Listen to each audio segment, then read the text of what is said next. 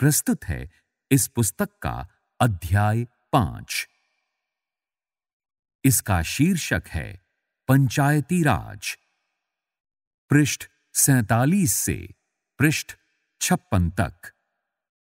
तो आइए अब सुनते हैं अध्याय 5। शीर्षक पंचायती राज। पृष्ठ 47। इकाई 3 स्थानीय सरकार और प्रशासन।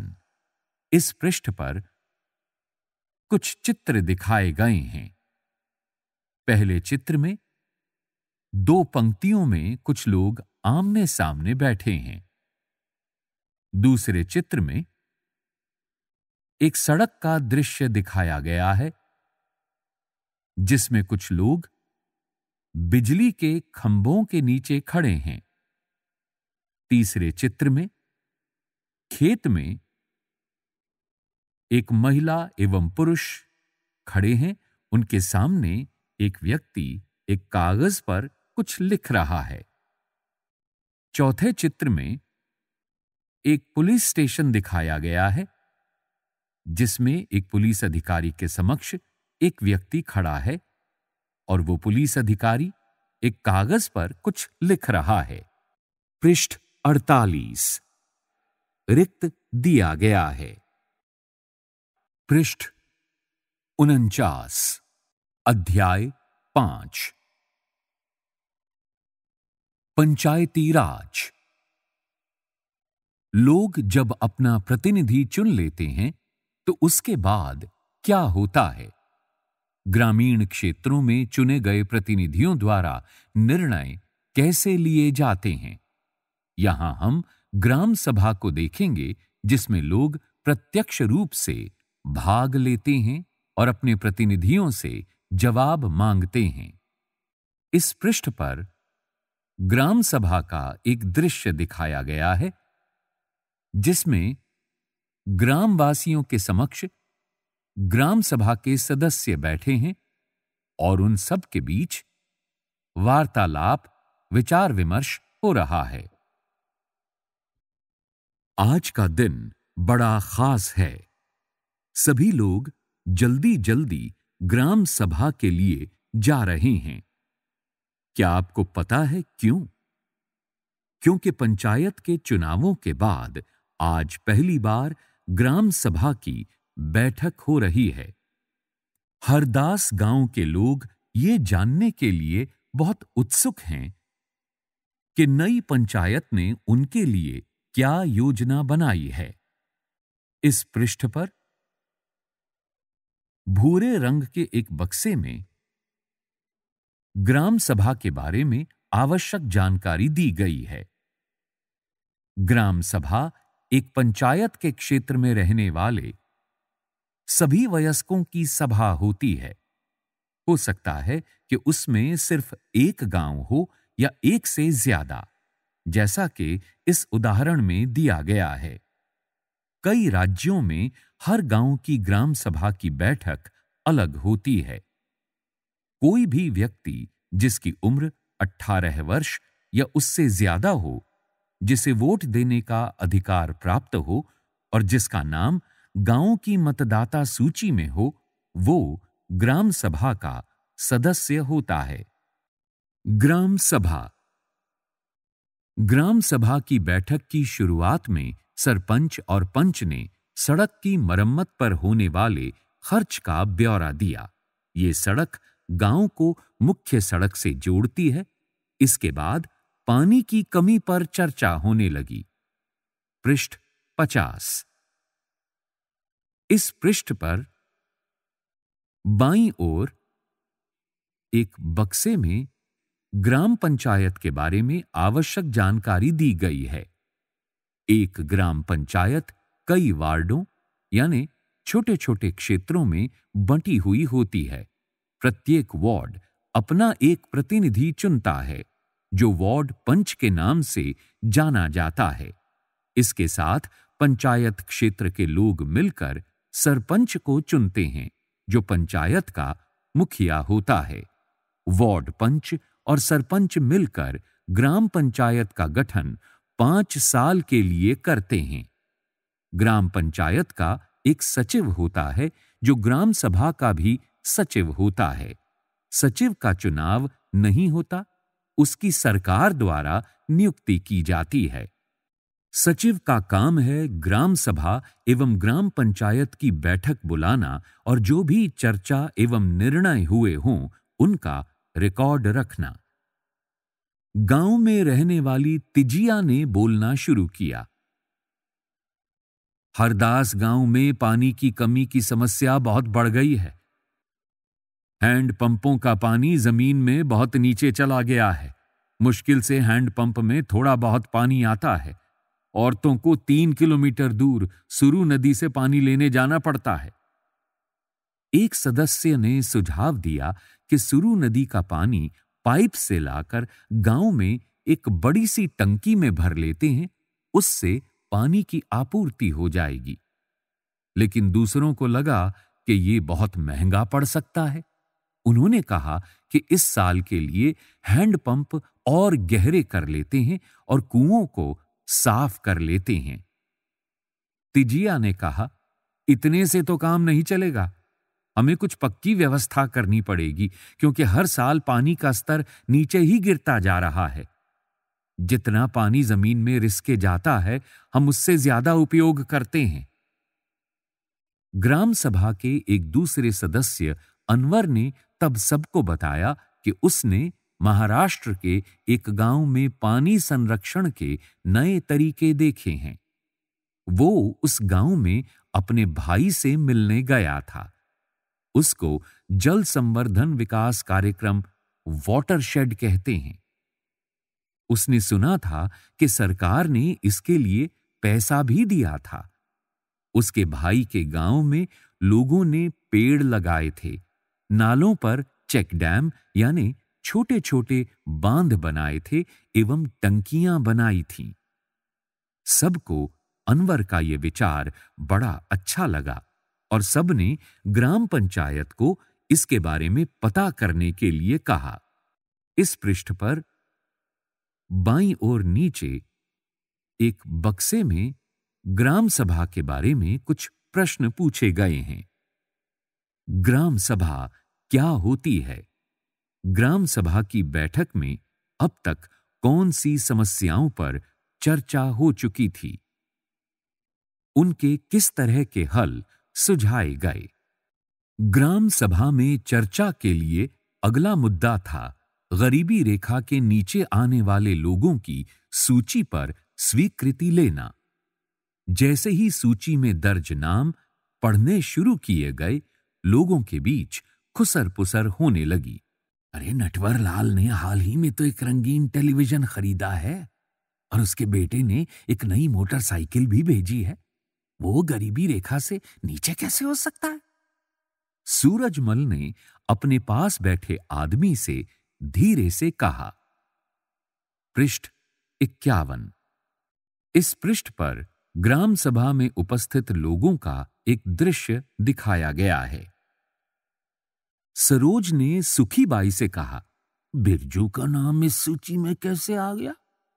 उसके पास तो इतनी जमीन है। इस सूची में तो सिर्फ गरीब लोग होने चाहिए। ओम प्रकाश एक मजदूर है, उसके पास बिल्कुल जमीन नहीं है। वो मुश्किल से अपना गुजारा चला पाता है, पर उसका नाम इस सूची में नहीं है। सुखीबाई ने कहा, तुम्हें तो पता ही है कि नटवर और बिरजू अमीर चंद के दोस्त हैं। अब अमीर चंद को कौन कुछ बोल सकता है? अमीर चंद पहले गांव का जमींदार था और अब तो बहुत सारी जमीन का मालिक है। लेकिन हमें ओम प्रकाश का नाम तो सूची में डलवाना ही चाहिए। इस पृष्ठ पर दाईं ओर एक बक्से में ग्राम पंचायत के बारे में महत्वपूर्ण सूचना दी गई है। ग्राम पंचायत पूरे गांव के हित में निष्पक्ष रूप से काम कर सके, इसमें ग्राम सभा की महत्वपूर्ण भूमिका है। ग्राम सभा की बैठक में ग्राम पंचायत अपनी योजनाएं लोगों के सामने रखती है। ग्राम सभा पंचायत को मनमाने ढंग से काम करने से रोक सकती है। साथ ही पैसों का दुरुपयोग एवं कोई गलत काम न हो, इसकी निगरानी भी करती है। इस तरह से ग्राम सभा चुने हुए प्रतिनिधियों पर नजर रखने और लोगों के प्रति उन्हें जिम्मेदार एवं जवाबदेह बनाने में बहुत ही महत्वपूर्ण भूमिका निभाती है। पृष्ठ 52। सरपंच ने देखा कि लोगों के बीच में खुसर पुसर हो रही थी। उन्होंने पूछा कि अगर किसी को कुछ कहना हो तो कहे। सरोज ने सूरजमल को उकसाने की कोशिश की कि वो नटवर और बिरजू के बारे में पूछे, लेकिन सूरजमल चुपचाप बैठा रहा। अमीर चंद ग्राम सभा में बैठा सब पर निगाह रखे हुए था। सरोज ने उठकर कहा, ओम प्रकाश का नाम सूची में होना चाहिए। दूसरे लोगों ने भी माना कि ओम प्रकाश का परिवार बहुत गरीब है।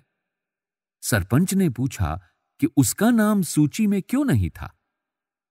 जिस व्यक्ति ने गरीबी रेखा के नीचे आने वाले परिवारों का सर्वेक्षण किया था, उसने बताया, मैं ओम प्रकाश के घर कई बार गया, पर हर बार वहां ताला लगा हुआ था। वो शायद कहीं काम ढूंढने के लिए गया हुआ था। सरपंच ने कहा कि ओम प्रकाश की पारिवारिक आय देखी जाएगी और अगर वो सरकार द्वारा तय की गई राशि से कम है तो उसका नाम भी सूची में शामिल किया जाएगा। इस पृष्ठ पर बाईं ओर नीचे 2 भूरे रंग की लाइनों के बीच कुछ प्रश्न पूछे गए हैं। ग्राम सभा में गरीबी रेखा के नीचे आने वाले परिवारों की जो सूची निर्धारित हो रही थी, क्या उसमें कोई गड़बड़ी थी? यदि हां, तो वो गड़बड़ी क्या थी? सरोज ने सूरजमल से बोलने के लिए कहा, फिर भी वो चुप क्यों रहा? क्या आपने ऐसी अन्य घटनाएं देखी हैं जहां लोग अपने लिए ही बोल नहीं पाते? आपके अनुसार ऐसा क्यों होता है? इंसान को बोलने से कौन सी चीज रोकती है? ग्राम पंचायत। ग्राम पंचायत की नियमित रूप से बैठक होती है। उसका मुख्य काम उसके क्षेत्र में आने वाले गांवों में विकास कार्यक्रम लागू करवाना होता है। जैसा कि आपने देखा, ग्राम सभा ही पंचायत के काम को स्वीकृति देती है, तभी पंचायत अपना काम कर पाती है। इस पृष्ठ पर एक चित्र दिखाया गया है। इसमें महाराष्ट्र के 2 पंच हैं जिन्हें 2005 में अपनी पंचायत में उल्लेखनीय काम करने के लिए निर्मल ग्राम पुरस्कार से सम्मानित किया गया। पृष्ठ 53। इस पृष्ठ पर बाईं ओर ऊपर एक बक्से में ग्राम पंचायत के काम के बारे में महत्वपूर्ण सूचना दी गई है। ग्राम पंचायत के काम: सड़कों, नालियों, स्कूलों, भवनों, पानी के स्रोतों और अन्य सार्वजनिक उपयोग के भवनों का निर्माण और रखरखाव। स्थानीय कर लगाना और इकट्ठा करना। गांव के लोगों को रोजगार देने संबंधी सरकारी योजनाएं लागू करना। ग्राम पंचायत की आमदनी के स्रोत। घरों एवं बाजारों पर लगाए जाने वाले कर से मिलने वाली राशि।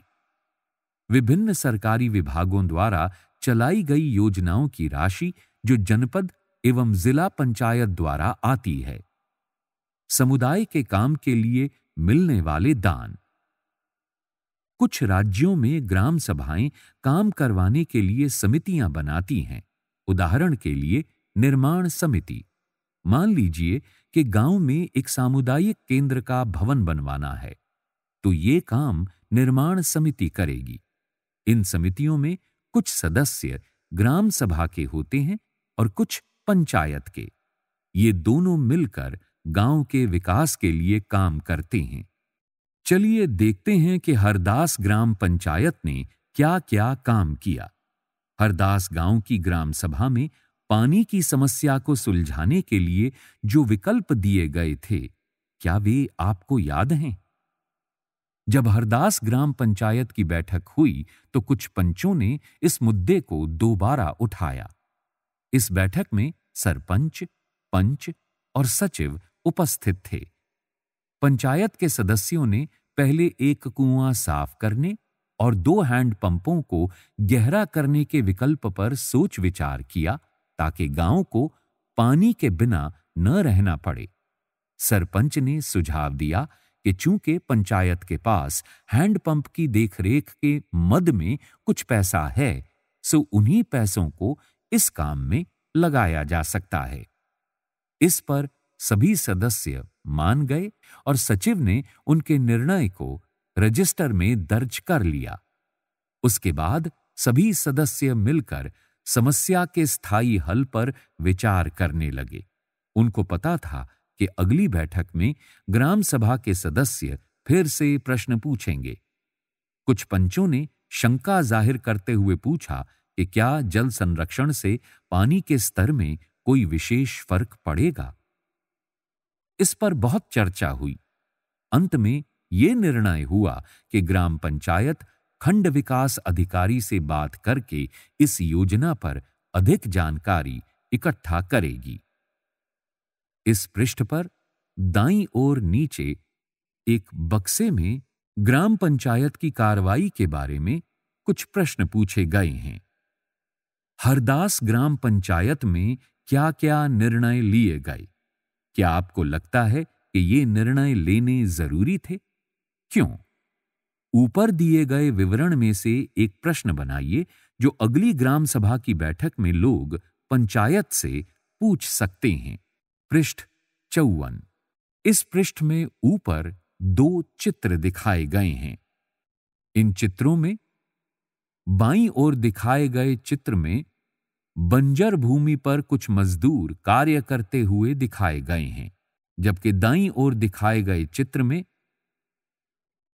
जल और हरियाली दिखाए गए हैं। इसके विवरण में लिखा है, जल संवर्धन विकास कार्यक्रम ने केवल 2 वर्षों में इस बंजर जमीन को हरे भरे मैदान में बदल दिया है। पंचायत के 3 स्तर।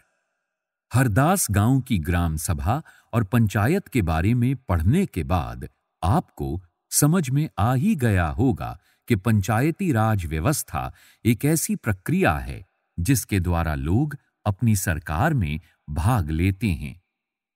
ग्रामीण क्षेत्रों में ग्राम पंचायत लोकतांत्रिक सरकार का पहला स्तर है।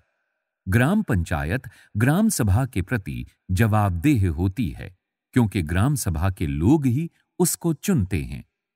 पंचायती राज व्यवस्था में लोगों की भागीदारी 2 और स्तरों पर होती है। ग्राम पंचायत के बाद दूसरा स्तर विकास खंड का होता है, जिसे जनपद पंचायत या पंचायत समिति कहते हैं। एक पंचायत समिति में कई ग्राम पंचायतें होती हैं। पंचायत समिति के ऊपर जिला पंचायत या जिला परिषद होती है। ये तीसरा स्तर होता है। जिला परिषद एक जिले के स्तर पर विकास की योजनाएं बनाती है। पंचायत समिति की मदद से जिला परिषद सभी पंचायतों में आवंटित राशि के वितरण की व्यवस्था करती है। संविधान में दिए हुए निर्देशों के आधार पर देश के हर राज्य ने पंचायत से जुड़े कानून बनाए हैं। इसीलिए पंचायत संबंधी कानून हर राज्य में कुछ अलग-अलग हो सकते हैं। इसके पीछे मुख्य विचार यही है कि अपने गांव की व्यवस्था में लोगों की भागीदारी बढ़े और उन्हें अपनी आवाज उठाने के लिए ज्यादा से ज्यादा मौके मिलें। अगर आपको यह कहानी पसंद आई हो तो लाइक करिए और इसी तरह की और कहानियों तथा किताबों को सुनने के लिए सब्सक्राइब करें हमारे चैनल को और दबाएं बेल आइकन।